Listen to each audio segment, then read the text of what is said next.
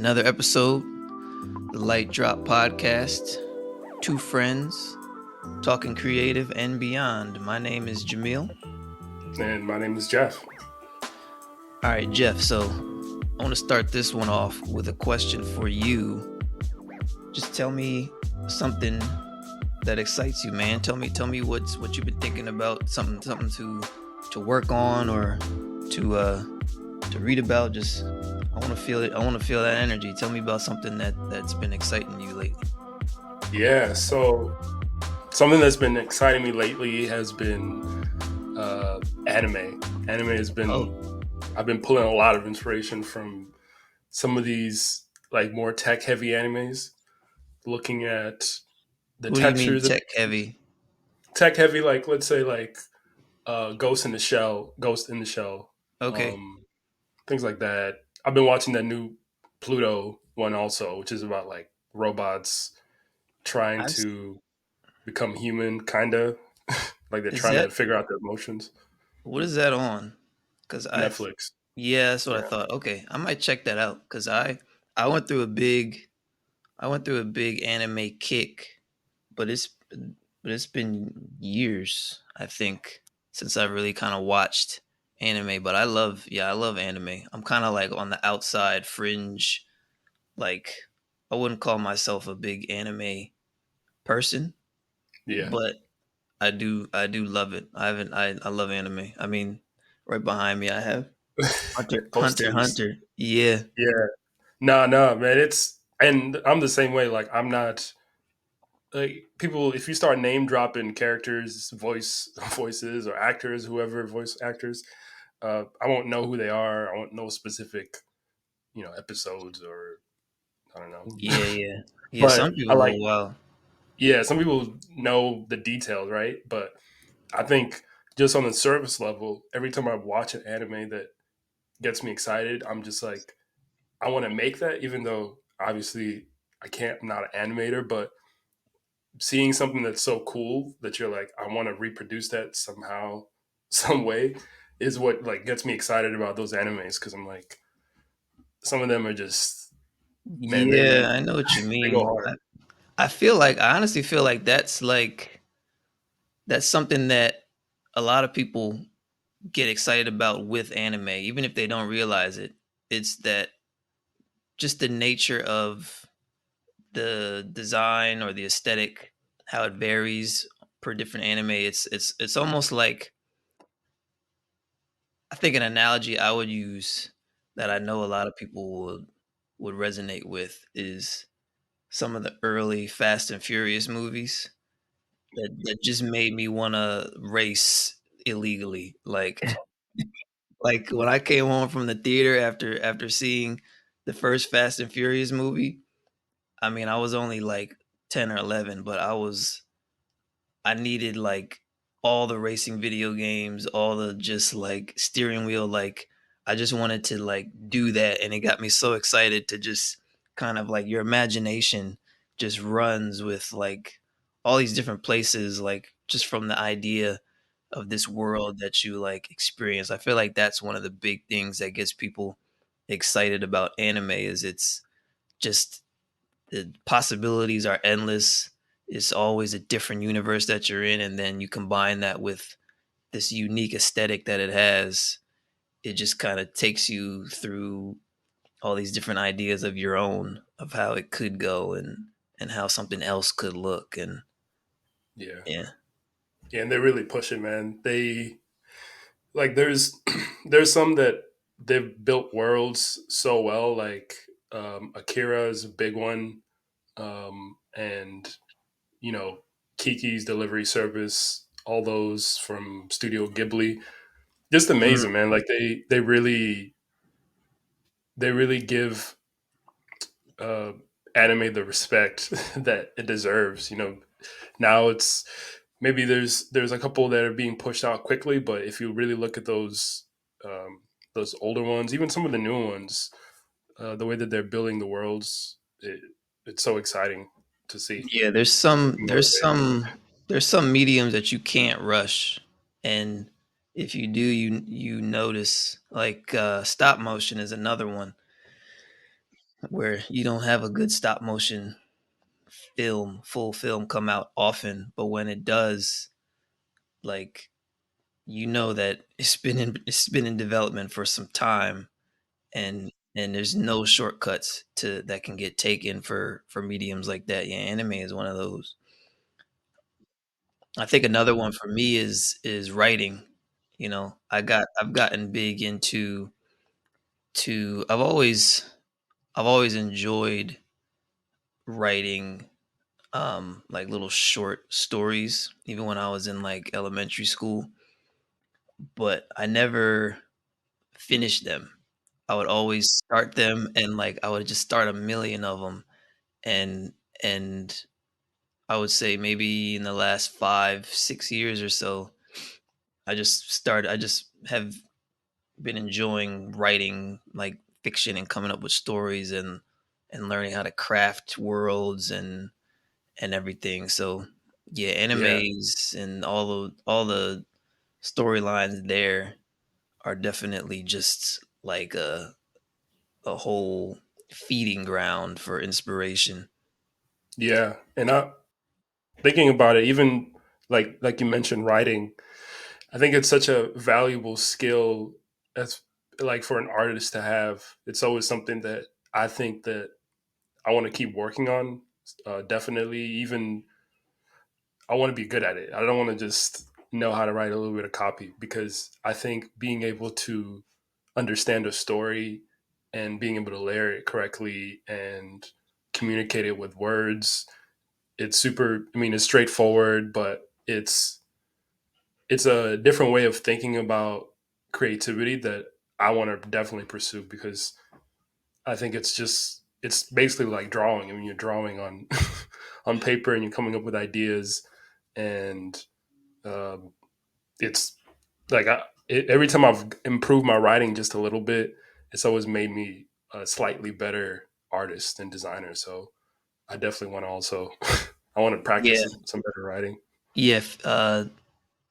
Creative writing is, I mean, I think it could be one of the most daunting mediums to like undertake, if not the most, right? Like, I'm sure writers would probably agree with this, um, in that you're obviously starting from nothing with everything you create, whether you're painting something or starting a new design on the computer or even, pen to paper. But with creative writing, writing fiction, it's like world building and character development, and it's definitely one of the most daunting places to start from zero, like having that void of a blank page in front of you to then begin to build a world with characters that have history and emotions and stories to tell and things that happen to them, and figuring out how they're going to navigate that, and then getting to that point where it's it's telling itself through you. You just become a medium, to fill out that story after a Yeah, certain point. I think that that's definitely one of the most daunting voids to be in at the beginning of a project. But if you can do that and have the experience of following through with that, and actually creating a world, even if you don't share it with anybody, even if you just kind of do it for yourself and it's something that you would enjoy reading or talking about, or or or whatever, that translates, I think, so well to everything else, because it's like, okay, I can do this. I can start from scratch with the design. They gave me this idea. They want me to flesh out, no problem. Whatever you're doing, it's yeah, I think that writing is is like a tool in your tool belt as a designer or a creative. yeah. It's and the thing is like you can't hide when you're writing with graphic design or any other visual effects. You can People don't notice some of the nuances unless you're like obviously the company that's paying you to do it. But with writing, it's like it's very straightforward. You can't hide behind flashy graphics, so you have to be very clear and concise about what you're saying. So it's an Yeah, absolutely amazing skill. yeah, that's true. I think when it comes to graphic design and especially for clients or advertising or anime, there's there's this subjectivity to it. Everybody's got their preferences as to what looks good, what doesn't look so good, or what will work or what won't work. Yeah, And those are very tangible, right? I may like more 2D style while someone else may prefer a more 3D graphic, photorealistic kind of vibe, right? But with writing, we never really know actually what it is that about good writing that we like. I mean, we can sit down and dissect it for sure, but as you're reading it, you're not necessarily conscious of the way that the words flow together that's making it so easy for you to read, or yeah, the words jumping off the page, like that expression.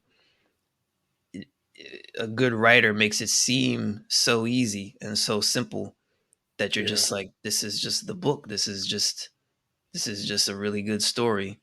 You don't yeah, think about actually the technical aspect of telling that story that went into making you feel that way. yeah. So yeah. Super important. Hmm.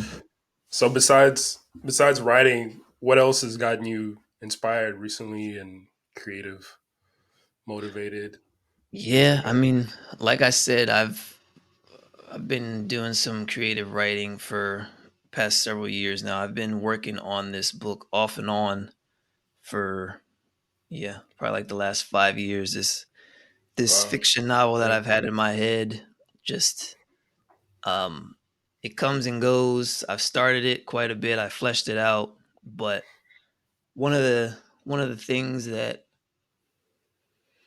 I learned years ago was that there's time to take in and there's time to put out, you Yeah. know.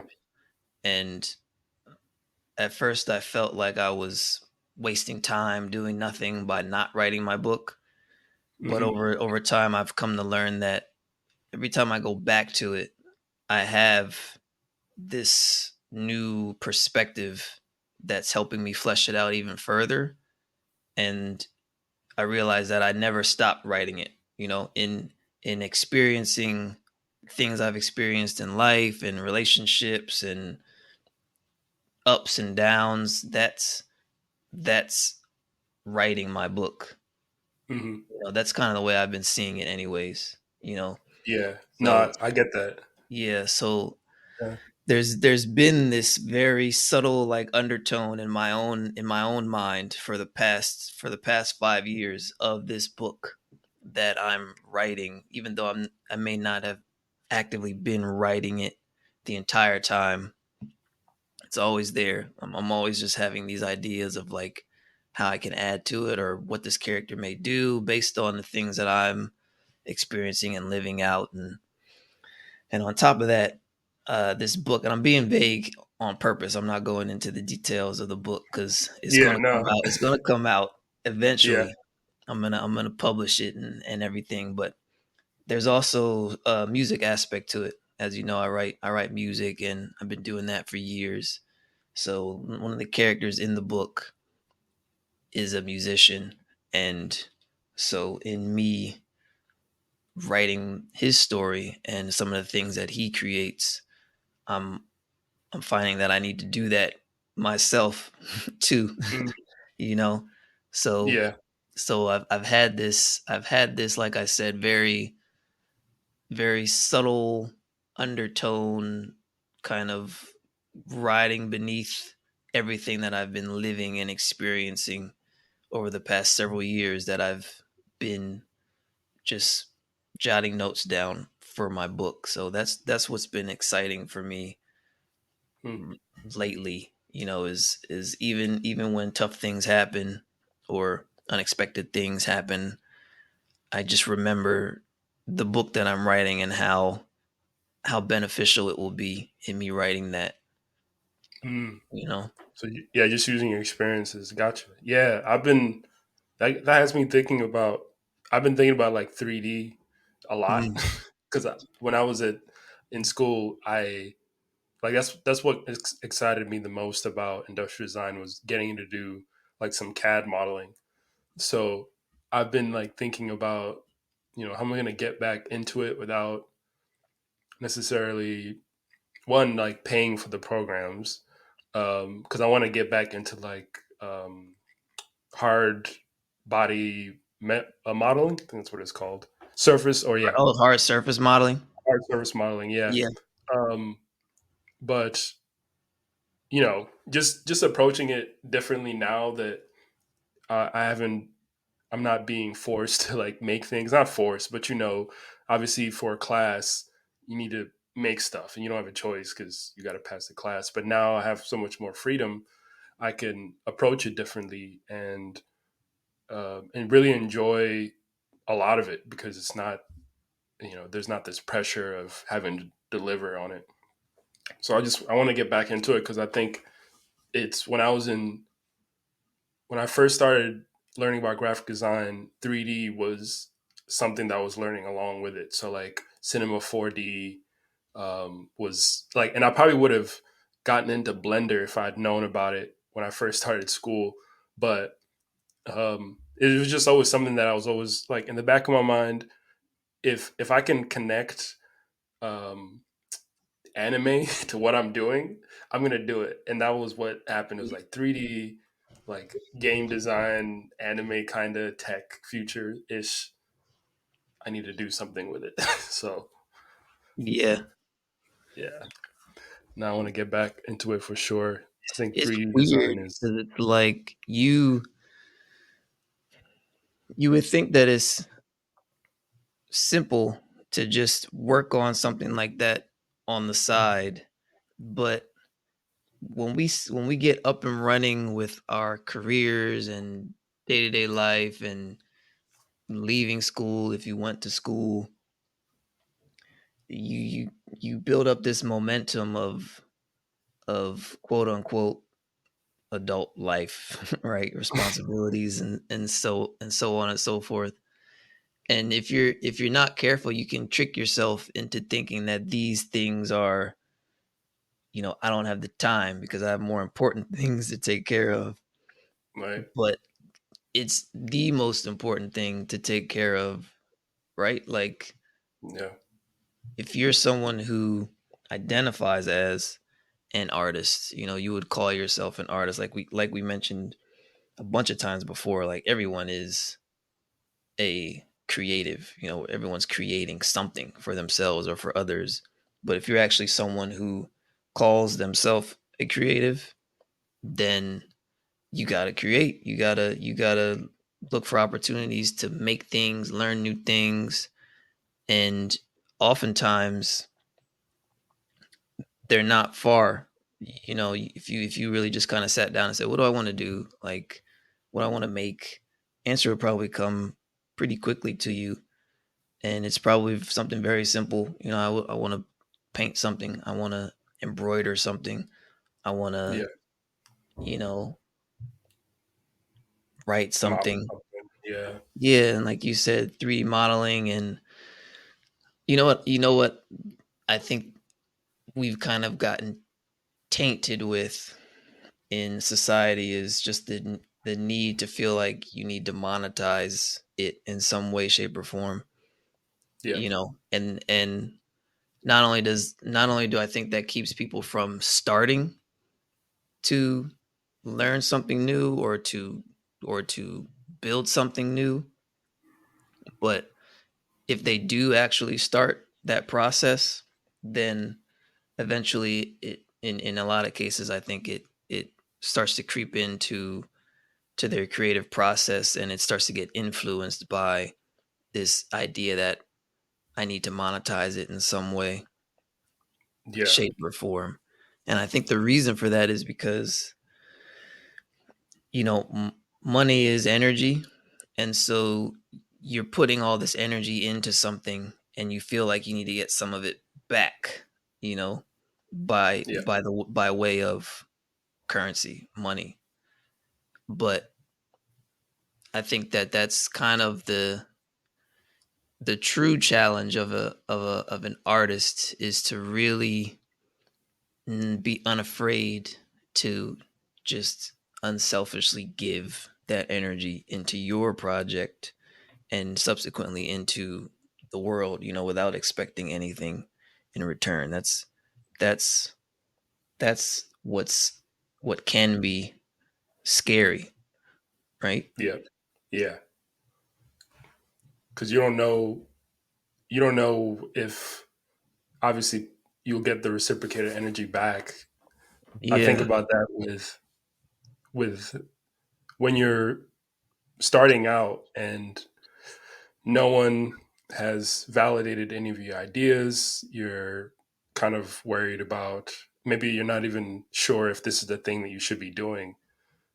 I think definitely introducing money so soon will keep you from kind of gaining that confidence in yourself that I can at least do this, you know, and money will restrict you early on. So it doesn't benefit you to put that restriction on yourself so much so early in your career. So I think It's just doing it, just just do it. Literally, just do the thing. And Nike. I think, and it's funny because I feel like once you get into that flow state, when you're working, eventually at some point in your career, when you're making this money, you'll have already, instead of thinking about it as early on, like I'm just practicing, and maybe somebody will pay me, and I need to get paid.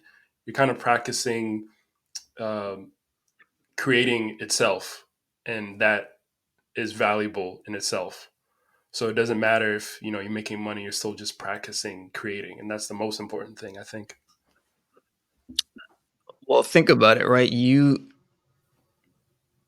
When you ask why, it's like why am I creating this? And you try to answer that question at its purest form, it's it's going to come down to some kind of emotion Yeah. that you want to feel, you know? Like you wouldn't do it you don't want to create you're not creating something to feel stressed. That's not why you do it. You don't create something to feel empty and void of that's not why you're creating something. You're creating something to feel joy, to feel satisfaction and appreciation for yourself and for the medium that you're using and the people that you're creating it for. And when you boil it down just to the emotion of the why, then you can start to realize that that emotion can be found in many other ways, often immediately, right? Does that make sense? It's almost like creating is a long journey, and I'm creating this thing because I want to feel satisfaction, and I'm afraid that I'm not going to feel that satisfaction until I've finished creating it. But Hmm. if you can get into that place of satisfaction as you're creating it, the emotion that you're trying to feel upon its completion, then you're just flooding that into your work as you're working on it, and it's nothing but that emotion that's going into your work, and it's what ends up happening is it turns into this just revealing of that emotion time and time again as you're working on it, and that kind of leads into to the the quote, however you want to quote it, the journey. It's not about the destination, it's about the journey. Yeah. That's kind of how you can think about it. Yeah. And the thing is, like, thinking about like early. presentations, remember the critiques. Obviously, everyone has them in school. When you're Hmm. critiquing something, or even when you're presenting something, you know what's got you excited. Like you can tell when someone knows the details of their piece, or whatever it is that they've made. That emotion that you're just talking about, that is when it comes to light, and it is uh it's inspiring to other people when they see it. I mean, even whatever it is that you're talking about, when you talk about those details in that exciting way, that is what leads to other things, because people can see, like, you've put a lot of emotion into this, you've thought about it, and now we're going to translate that into something else, because now you've gotten other people inspired, which is like the goal. You've transferred that emotion, your own excitement. Yeah, exactly. Exactly. If you focus on that being the motivator to drive your work, the emotion, then that'll come forth when it's actually delivered to someone. But if you put money on it, like gratification, this expectation of having a return, then there's you're at risk of creating something void of of emotion Exactly. and Yeah. actually caring. And yeah. Yeah. And you end up having more stale work. I feel like I've been in those moments before in my life where I was making things just because I needed to get paid, but I wasn't excited about them at all. And I don't remember any of the things I made then. Uh, Yeah, I remember the things that I cared about for sure, because, you spend a lot of time thinking about things that no one cares about. And it's important to be able to monitor whether or not you're creating with the same vigor and energy as you once did, or you want to, or something is, you've fallen off, or something is off. And that's when you have to go back and you have to address, like, what's the issue? Why aren't I, how come I'm not excited about making things anymore? You you know, gotta constantly be checking in with yourself as a yeah, creator, as a creative. Yeah. it's super important, man. 100%. I think, yeah, man, that's that's something that keeps people from getting started, I think, so much. And look, we live in the society that we live in, right? So there's got to be some compromise. If Yeah, you can talk to yourself about that compromise to because we all have bills to take care of. And yeah, we can't that, just that we check. can't just stay home and and create art to our heart's content, and just kind of expect to be able to pay for gas and everything, Yeah, right? But if you think about it that way, it becomes a little bit easier to know that, like, I'm going to make this compromise here, but I'm still going to prioritize my my energy and my emotions. And going back to what you said about critiques, once you finally reveal that work to others, that's when it starts to turn into growth. yeah, Because if growth is something that you want, you can't have that in isolation anyways. You have to reveal it to others to get that different perspective, and that differing opinions and stuff, to be able to absorb that about others, to yeah, then grow your perspective and your ideas and techniques and all of that. yeah. And I read something a little bit. I think it was about a designer, a graphic designer, or something, or maybe an artist. They were just saying how they, no matter what they did, or no matter what any artist does, you can't control how people perceive your work.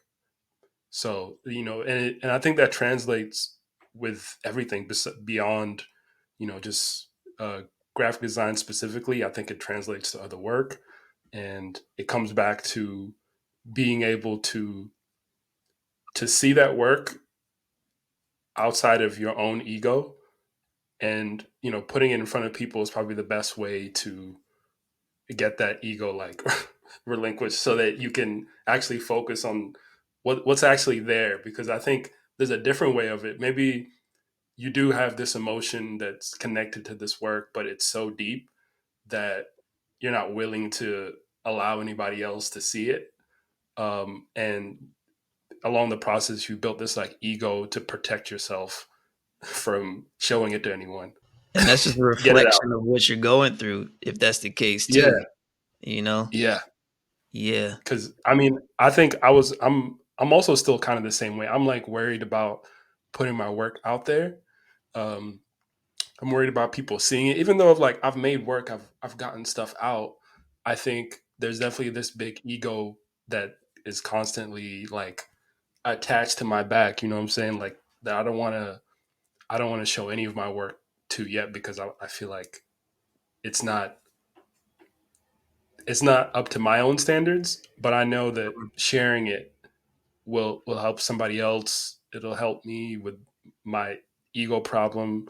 But I think definitely like guarding your work too much, putting too much emotion to it, can be detrimental to your growth. You know what I think could, it just gave me a thought as to what I think could not be the remedy, but a perspective to think about where that may come from, right? That ego in Mm, you. You think about my work, like when you say that to yourself, this is my work that I'm afraid or am apprehensive to show to others or am defensive of when people respond to. But what is your work that's, it's you, and then you get into, okay, well, who am I?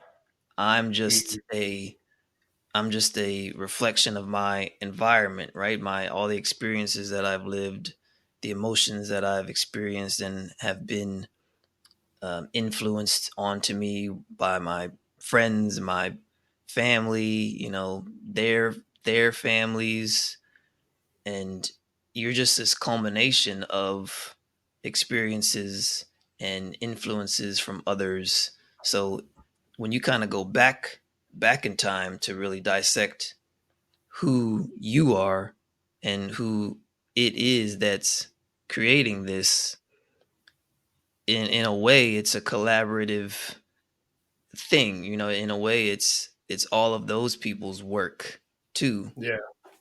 So Hmm. so if you can start to get into that space of recognizing that we're all creating, right? And it's only just in this particular instance, for this particular project, I'm just the one that it's coming through. I'm just the vessel that is putting the pen to the paper or the paintbrush to the canvas, but it's actually a collective experience, emotion, that's this cooperative thing Hmm. that I'm the outlet for right now. So if you Yeah. could kind of get there, then ego starts to disappear and you start to feel way more willing to share because you're not so attached to it as just yours, and the things that are going on in your mind, and vulnerability starts to dissipate a bit, or at least it can, Yeah. because everybody's going through something, and everybody has the emotions that you have that went into the work that you did. They just may not have the skills to to show it the way you did, but Yeah. you're still showcasing things that they're experiencing. And yeah, that was interesting how you mentioned that. Yeah. And I think about it, it sounds like this is this is a collective. piece that we've all made, obviously, because no one, even if you're just sitting in your room somewhere working on Photoshop, somebody had to make your computer, your house. It's all a collaborative project, basically. And yeah, just like what you said, putting it out there and putting your work out there shows that, you are part of a bigger system. I mean, a bigger creative outlet, especially with like professional work. I think showing that to other people and explaining how you made it, and um, talking about the process. I think when you do that, you can see that, this wasn't just me. And I think that's the big difference between um, starting off and you're young in your career, you're making stuff, but as you start to pursue like bigger and bigger projects, or you're working on bigger and bigger projects, you understand that you can't make things in a vacuum on your own. It doesn't work like that. No one's ever. I mean, there's probably people out there like Beeple who've been Like making who? stuff. Beeple, you know that What is the that? Beeple. I think that's his name. You've heard about Oh, him. He's the heard guy of who was making like NFTs kind of on Instagram, and he was posting it. uh, every single day for. He's been doing it for like 10 years, man, Mm. and no one I've probably recognized seen him. it. I've probably seen Yeah, it. no, you because he sold like his NFT project because he had done like thousands of them at this point, but no one had recognized him. And then he NFTs start becoming a thing, and then people are like, "Oh, you should put your stuff in NFTs." So he puts like all of them, and he makes like 1 million. But obviously, the whole time he was working, it wasn't. He was just making stuff, and no one, people were just looking at it. He was just Yeah. putting it out there, and then to see that translated into something else. But even with that, I think it's an amazing thing when an artist shares, because you get other people excited, people who aren't even creatives. They get to see your work, and they kind of join your your your creative process. So maybe they might start inputting stuff, and that's what happened with people. People would be commenting on the thing on Instagram, maybe giving them ideas. So it became this collaborative project, which became a community, which became $1 million. So Yeah, yeah, and that's what happens, right? that energy is gonna come back around. Yeah, If you focus on the emotion, and eventually it'll resonate with people who put input into it, and they'll start to give you back that energy.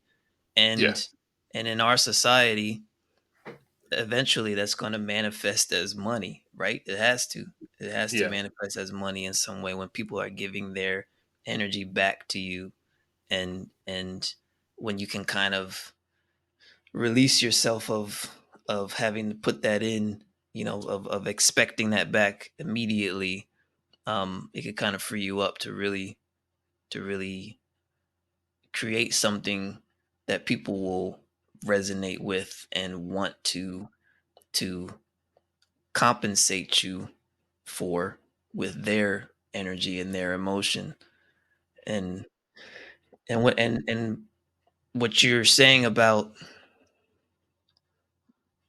this collective project, right? Of all of us, like you said, someone made the computer or the paper, and everything in some way, shape, or form is a collaborative effort. Even if you would call it your idea, and your paintbrush and your skills, and I think we could see that most consistently and prominently in things like Marvel and video games. I think of video games like Destiny. Are you familiar with Destiny by oh Bungie? yeah, Yeah, yeah, everybody knows Destiny. And animes, yeah, things that have this lore to them and this huge fan base. eventually what always happens, right, is the fans start to give that energy back and give their input back and their expectations back, and Mhm. it puts this pressure on the employees at Bungie, the game developers at Bungie, the writers at Bungie, for example, for Destiny, or someone who's writing for Marvel, these new movies, because there are these expectations already. They know that it's not, they know that they can't attach their ego to the work that they're creating, because it's going into this pile, this mosh pit of expectant, excited fans who just want to continue to feel something.